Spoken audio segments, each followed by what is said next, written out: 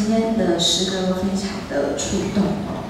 我想，大家在诗歌当中里面常常会听到一些非常触动我们的话语哦，就像是那个话语，那个音乐，好像就让你自己很自然的把自己内心里面的一些体会跟感受流露出来。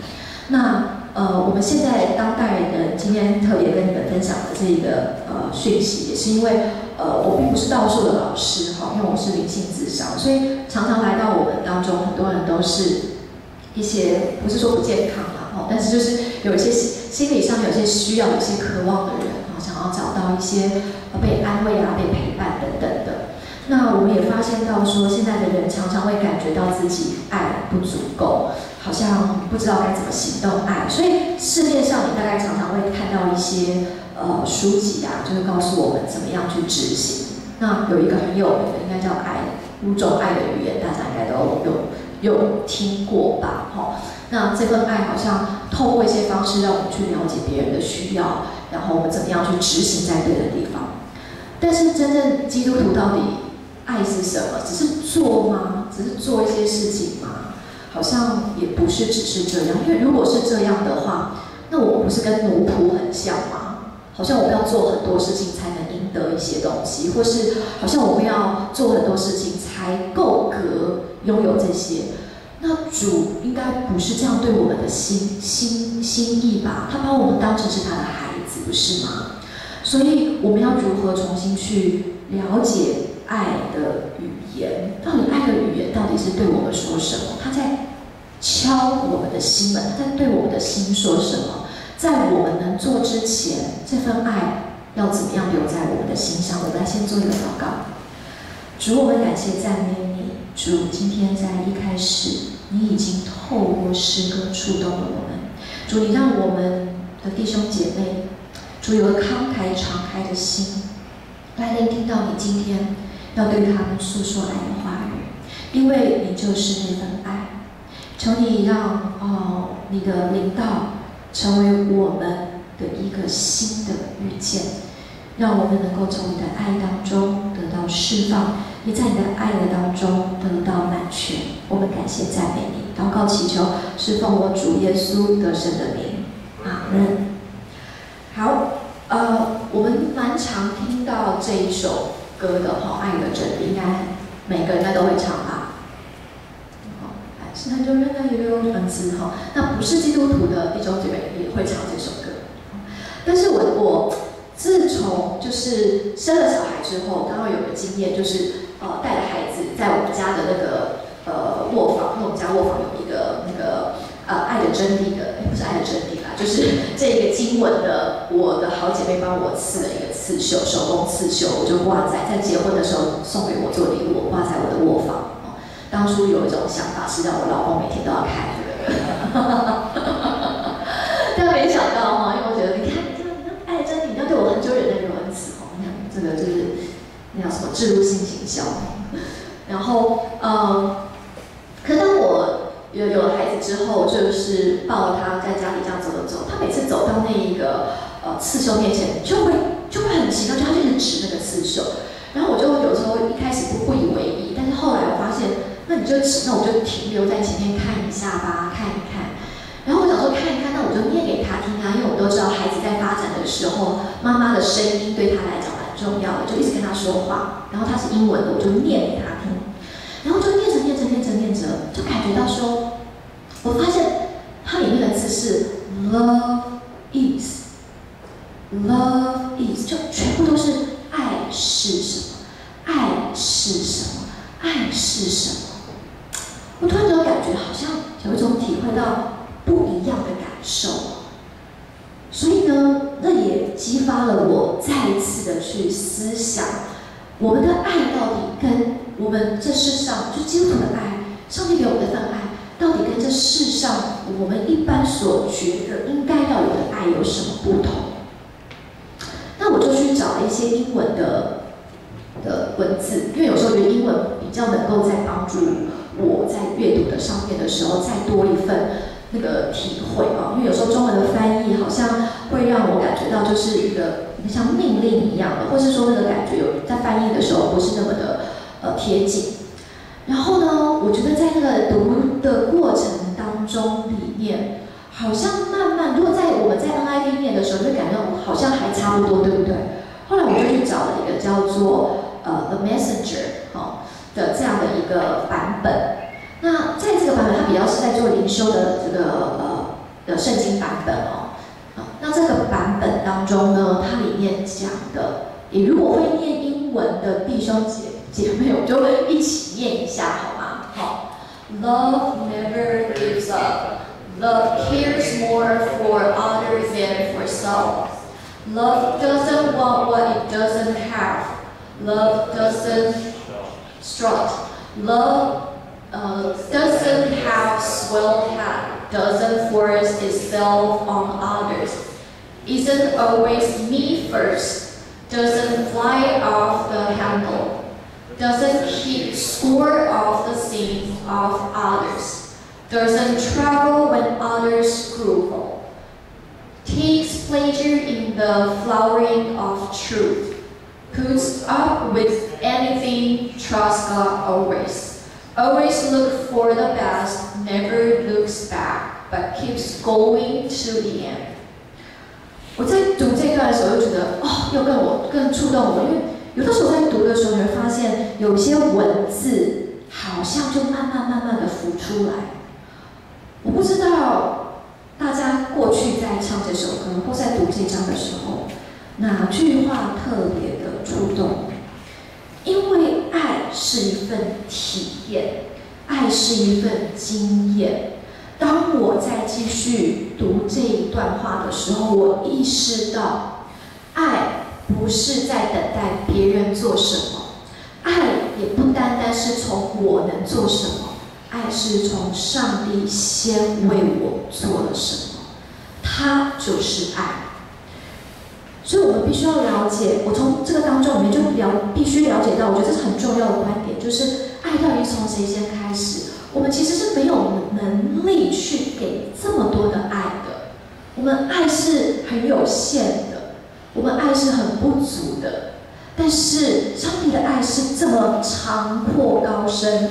但我现在这样讲，大家觉得对啊，这圣经里说的话。但我想要问问大家，什么是你的长阔高深？你有感受到它有多长吗？它有多高吗？它有多深吗？深到你都没有办法去想象那个浩大。你有这份感受吗？如果你有，我感谢赞美主；你没有，我也感谢主，因为今天主就是要让我们来了解到，他要让我们体会到这个爱是从他给我们而开始的。爱是为了要让我们先了解到说，其实我们是缺乏，我们是不够的。在我们给任何人之前，我们应该要先来寻求他。而这份爱，不是一个，就是好像我是要靠自己啊，去苦修啊，我要去锻炼自己啊，我要去压制自己，我要训练自己。或许有一点点，但是上帝的爱基本上真的是白白给我们的，它是从天而来的。当你手举起来说：“主，我要，我想要。”他就已经在那里，因为他早已经拣选了我们，他已经爱我们了。在我们认识他、知道他之前，但是我们的举手就是在说明，就是我想要认识，我想要知道这份爱，我想要经验这一份爱。有没有那个渴望在我们的里面？有没有那份渴望要爱的这一份在里面？当你去寻求人，再看看别人对我做不够的时候，我能不能知道我要找到我生命的那份爱的根源？因为主说：“我就是爱，我就是爱。”而且他在约翰福音一书4章19节已经对我们说：“我们能爱是因为他先爱了我们，我们能爱是因为他先爱了我们。”我曾经在做灵修的时候，一开始在学习灵修，然后我遇到了一个很有名在基督教做灵修的老师，然后我就跟他分享，我就说：“哇，我在灵修的时候体会到好多上帝的爱，我觉得好棒。”然后我想要知道我怎么样把这份爱给别人，我想要把这个东西带到很多地方，然后让大家体验到。微笑，但那个微笑不是让你感觉到就是哦，我是不是说错话？他那份微笑让你停下来，想听一听他说什么。他对我说：“胡老师很好，你要不要就停留在爱中久一点？”哇，好高深哦！我当下就想说，我已经很感受、很满意呀。后来没想到我自己真的很有限哦，其实还没有满出来。什么叫满出来？满出来是你不用费力，因为你满到里面的那份爱已经为你施上了力量，让你能够很自由，不带着那种压迫的感觉，你就很容易的去将这份讯息带出来。因为爱是从神而来的，凡有爱心的都是由神而生的，并且认识神。认识神是爱当中很重要的一件事。在我们刚才读的哥林多前书里面，在前面他告诉我们，我们有众多的能力，我们有众多的知识，但是我们若没有爱，我们其实算不得什么。若我们没有爱，其实你想想看，在这世界上的人做善事的人多不多？非常多。他喜爱善功，我觉得这也是很好的，因为很多人需要被帮助。他在这个当中感受到他被看见，他被照顾，他在人与人的关怀被体会到。但是这个爱让我们到底跟其他人又有什么不同呢？基督教的爱、上帝的爱、耶稣的爱，让我们跟一般人的爱又有什么不同呢？上帝的爱是要我们先被他爱。若我们没有爱，我们没有被他爱，不是说我没有爱心，是若我们的里面没有先被他碰着，仍然对我们无益，我们仍然是干旱的，我们仍然是干的，流出去很快就没有了。所以当我们知道这样的爱既然是从他而来，这么深刻的爱，这么深刻的爱到底在展现什么呢？这份深刻的爱是要展现他在我们身上，要看见主自己的奥秘。主自己的奥秘就是他自己，就是耶稣基督。他自己告诉我们，在哥林多前书3章4到7节，他不断说，爱是恒久忍耐，又有恩慈，爱是不嫉妒。当我们把爱改成上帝，改成天父，你会发现，事实上，他要我们知道是他的本质。上帝他对我们是包容又忍耐的，上帝对我们是有怜悯的，上帝对我们是不嫉妒的。他不会觉得你比我们好，或是我们怎么样，他就会觉得，哎呦，其实我更厉害哦。你每次我们常常不都说，我不是自夸吗？乃是因为我上帝，他其实不在意这些，但是我们实在愿意把这个光荣，把这份爱给他，是因为那是我们回应他爱的方式，因为我们得到超过我们所当得的一切。但是他不在意这些，他更在意的是我们对他的爱。他不在意我们把他的名多高举，他在意的是我们先想到的是他。就像我们看到我们的恋人，我们想到是他是一样的。那种爱，你能不能想到他？当我在做一件事的时候，我能想到啊，他要是在旁边看见我会多开心。当我们在唱诗歌，我们这样子五音不全的唱，他也会好开心。不管你用什么样的声音来唱，你用沙哑的声音，你用美好的声音，或是你不能出声，你用你的眼神，你用你的双手，你用一切你可以给出去，他有多开心？这是一份爱，这份爱是一份关系，在这个当中让我们得着满全，让我们在这个里面经验到满足。所以这份奥秘不是只是我们的知识跟能力，而是这个爱是他透过他自己最后他献上他的爱子耶稣，让我们对他有更深的认识。爱是什么？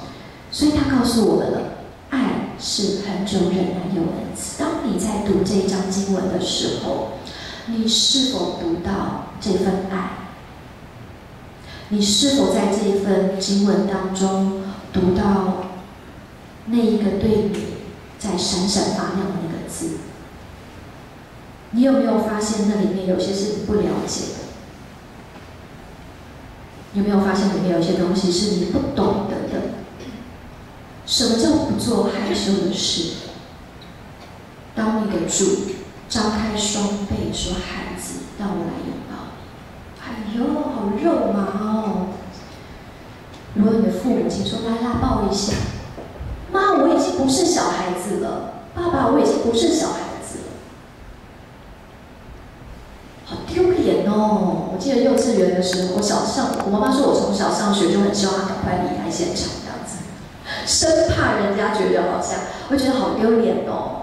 然后我念小学的时候，我们家就在一墙之隔。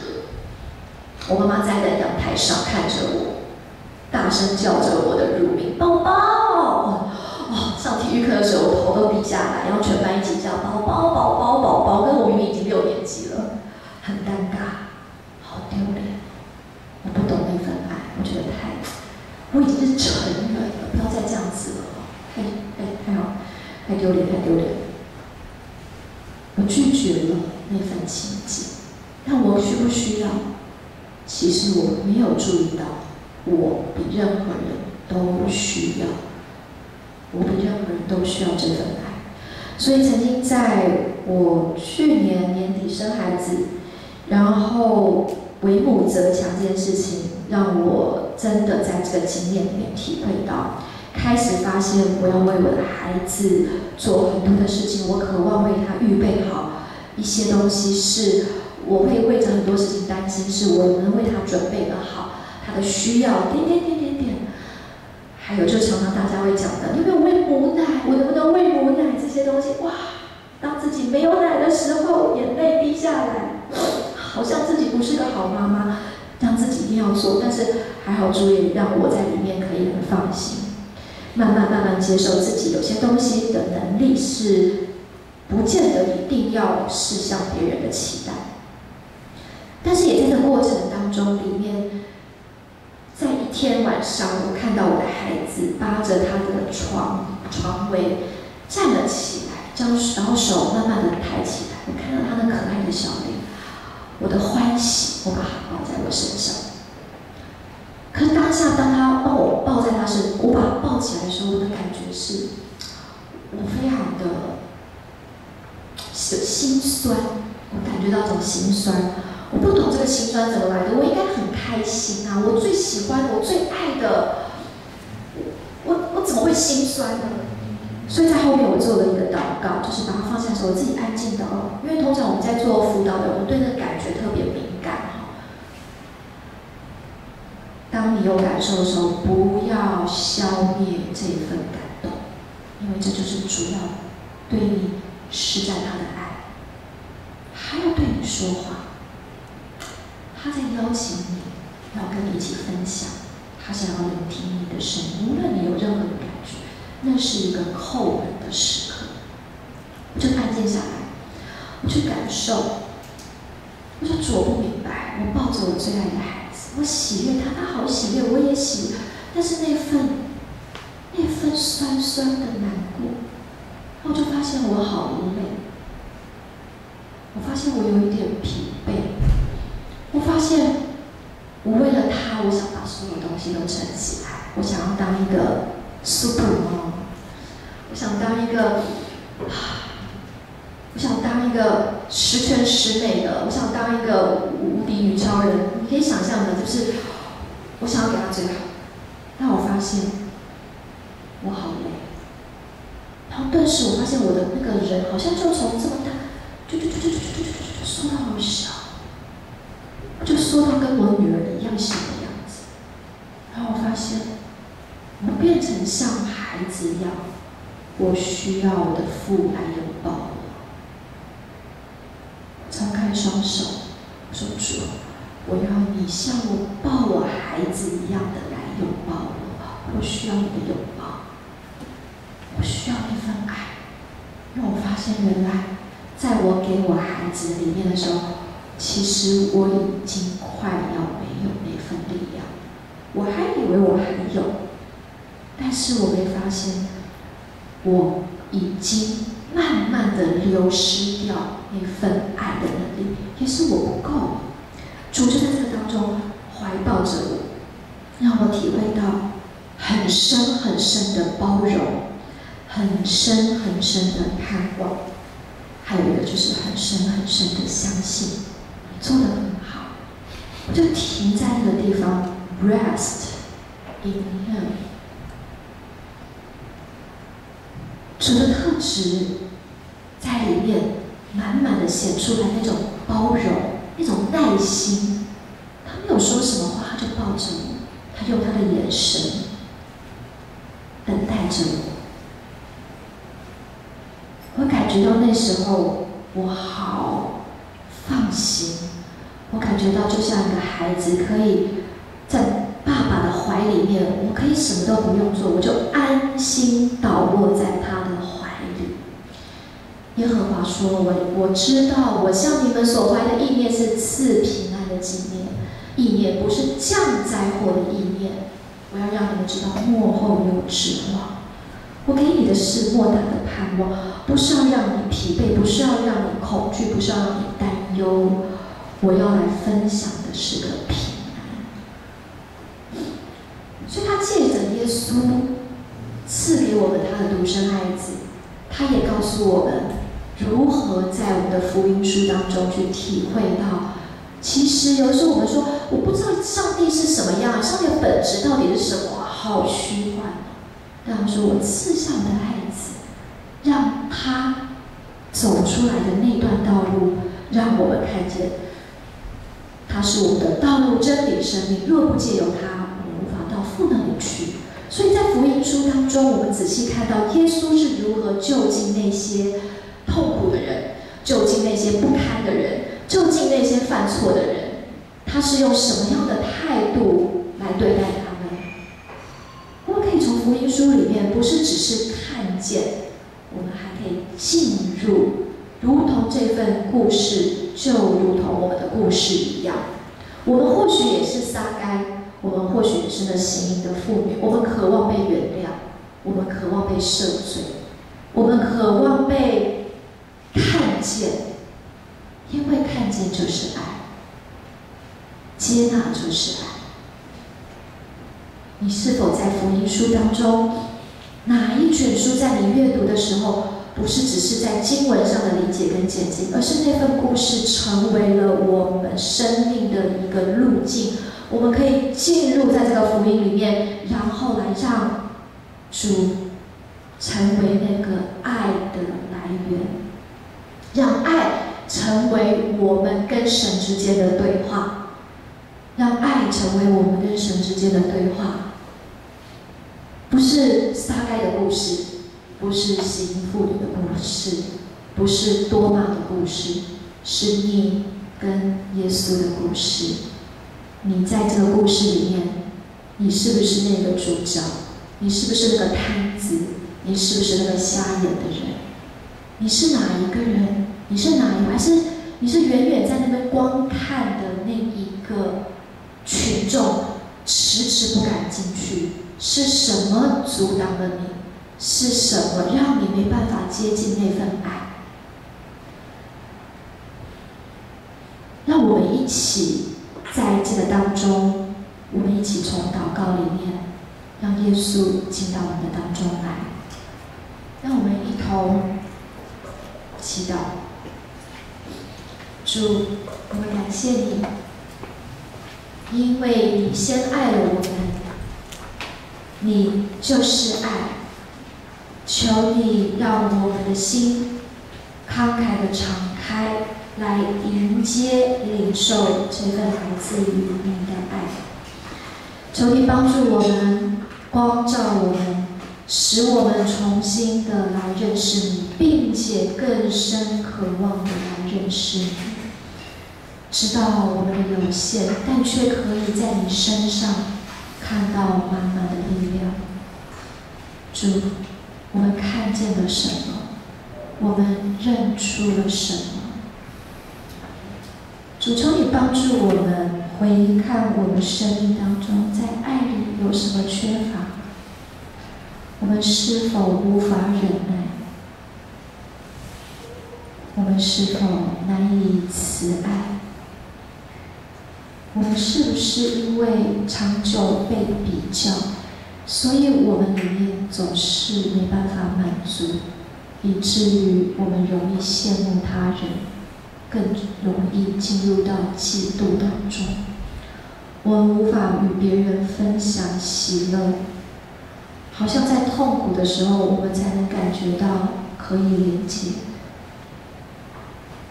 主啊，求你帮助我们看到那个使我们不断流出去的那些是什么？那在什么样的记忆当中？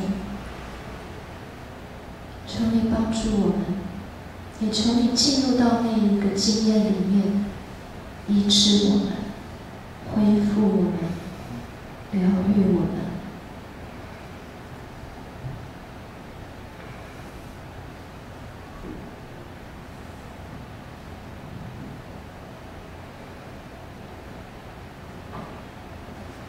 主也从疗愈当中，也显现你的爱，你的行动，帮助我们。当我们祈祷之后，让我们意识到，或许在明天，我们可以试着有一个不一样的行动，看看主对你有什么样的邀请。他在邀请你举起你的双手，去握住它吗？还是他在邀请你，愿不愿意跨出你的一个脚步？还是他在邀请你，试着张开你的耳朵，听一听他的声音？还是他在邀请你停留在他的里面，安静的与他一起坐息，休息在他的当中？你可以注视他对你的邀请是什么，让这份邀请成为明天的行动，成为他爱的一个呼叫，成为你爱的一份力量。这份爱是先坐在你的身上，是让你先被满足。主，我们感谢你。最后，我们用主祷文来为这个祈祷做一个结束。我们在天上的父，愿人都尊你的名为圣，愿你的国降临，愿你的旨意行在地上，如同行在天上。